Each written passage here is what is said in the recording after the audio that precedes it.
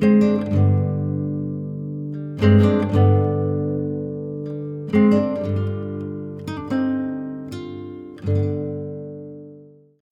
77, Almas.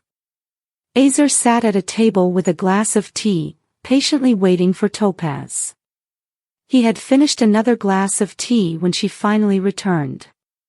She was dressed in traditional Uzbek clothing, with colorful garments and golden ornaments on her forehead.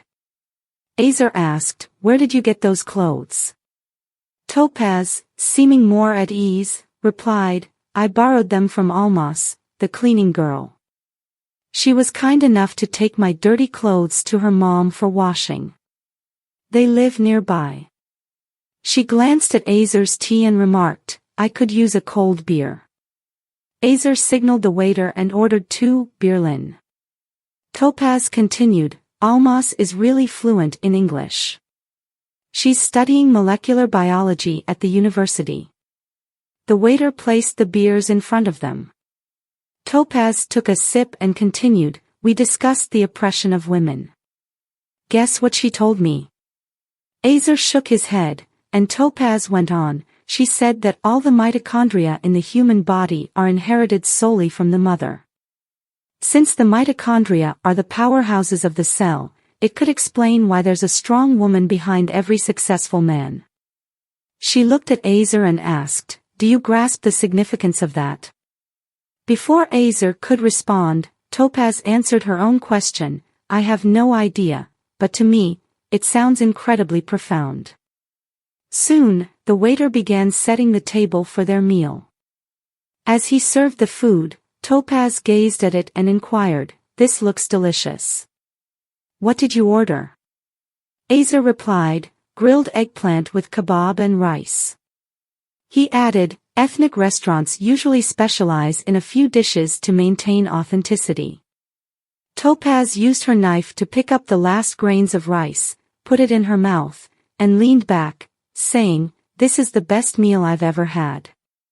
I was so hungry." Almas approached their table, smiled at Azer, and hung Topaz's clean, neatly pressed clothes on the back of a chair. Topaz noticed the phone in the girl's hand and asked, "Could I borrow your phone? I'd like to pay for the clothes." Almas smiled warmly, "No need, you're my guest." Topaz insisted, "I'd still like to borrow your phone, take a selfie in your beautiful clothes, and send it to some friends." Azer considered advising against it but refrained, instead addressing Almas, "Gozel-ism." The girl blushed and smiled in response. Topaz took a few selfies from different angles and attached them to an email, sending it to a group. She followed Almas to the dressing room, changed back into her own clothes, and soon returned to the table. She fixed Azer with an intense look and questioned, "What did you say to Almas?" Azer leaned back and replied, "I said, beautiful name." Topaz then asked, "What does her name mean?" Azer responded, "Diamond." As if revealing a secret, Topaz said with a hint of melancholy, "When I was born, my entire family gathered to choose a name for me. They settled on Opal. My dad was sent to register the name, but he forgot it on the way. At the registration office, he had said it was a kind of Australian stone and I ended up being registered as Topaz." Topaz took a sip of her beer before speaking. "From what I gathered, the Swedish woman mentioned that Almas and her family originally came from Aztecstan. Why are you so fluent in their language that you can even make remarks in it?" Azer was on the verge of correcting her, wanting to mention that the country was actually Uzbekistan and not Aztecstan. However, he decided against interrupting Topaz.